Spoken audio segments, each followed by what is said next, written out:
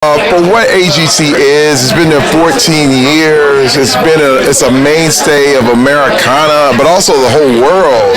And you start to realize how important this is. And I was so honored. But the truth is, I am grateful. That's the big thing. It's just like, look at what we're doing. Look at where we're living. This is something that I know very few people ever get to see. And I'll be honest, as a black man, I look at the history of entertainment and the whole thing, and I know I'm on hollow ground right now. There's so many people who want to do what I was doing and never got the shot. You know what I mean? So I feel like I have to do this for them, for the people who never got a chance to do it. But that's just one of the stories amongst all the great stories when you have people who come from all these circumstances that get a chance to be on America's Got Talent. I mean, like I said, it's bigger than the show, to be real. You're an inspiration for many actors and actresses and just people that want to be in the entertainment industry. They look to you and see that you've done it, gives them hope and inspiration as well. You're very inspirational in that way. Have you always been that way? It comes from overcoming obstacles. It comes from, again, being married 30 years and you start to see what works and what doesn't. You know what I mean? And you also, I've been there where I wasn't grateful. I've been there where I thought I was all that. And then you realize, wait a minute, I got to revamp this. I mean, there's been times I had to totally revamp my whole life. And I realized that, when you go in the wrong direction, you can always turn around. And that's a good thing. So when and then I look at the people who didn't survive. That makes you really be blessed. That's what I'm saying. Look, what I'm saying, there were people I was right next to who are not here right now. And I'm like, oh my God. So it makes you feel like you just missed it. It could have been you. So that just totally makes you inspirational, because you're like, hold up. Thank you. That's it. He was like, thank you. Right. So speaking of AGT, I hear that you may be going to Britain and making an appearance out there. Is that true? First of all, I'm putting it out there. See, you gotta put it in the atmosphere.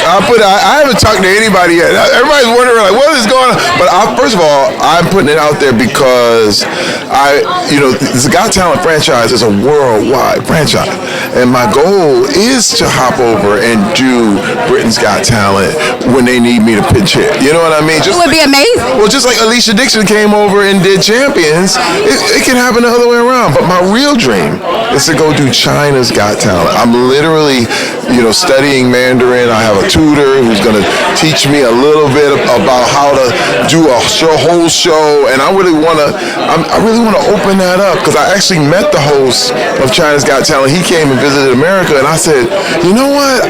This is something I really want to do. If I break that barrier, it's no going back. It's literally, you can unify the whole world. That's amazing.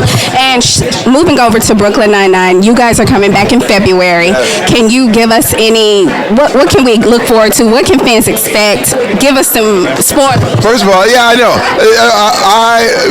First of all, you ain't gonna get no spoilers from me, because I usually mess all that stuff up. But let me tell you, the fans will be so happy. We have the most, rabid, wonderful fans. They're the ones who brought us back.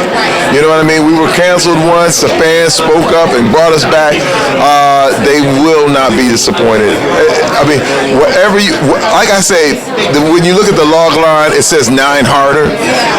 It's more of what you like about what Brooklyn Nine-Nine is all about. And we're just, like I said, we're a family, and we're blessed, and I just love being on this show. I mean, 7 years. This is crazy. That's amazing. And before I let you go, I just have to talk about Black Love, because I loved you and your wife on the show.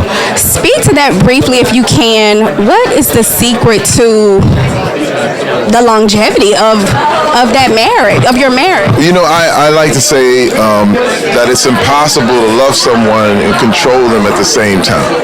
And I have to say, there were times I got it wrong. You think it's love, and then you're trying to control people.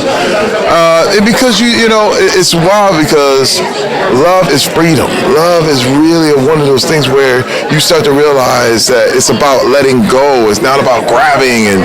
And my thing is, I had to just totally revamp my life because she was letting me know, hey, this is not working. And so we've always had to stop, reevaluate where we were, and then, like I said before, go the right direction.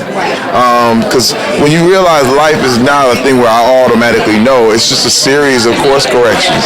You know what I mean? But what happens is you fly across the country and you don't correct course, you end up somewhere you don't want to be.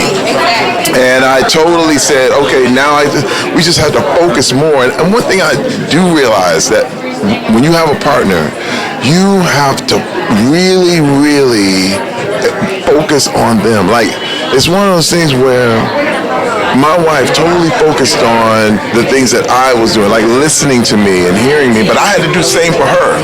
And it becomes where I ended up knowing her more than I knew myself. And once you get to that spot, it's a sweet spot. It's a beautiful spot. And my wife and I are there right now, and we're looking forward to the next 30 years. Well, I'm looking forward to it too because you guys are also an inspiration for marriage. Thank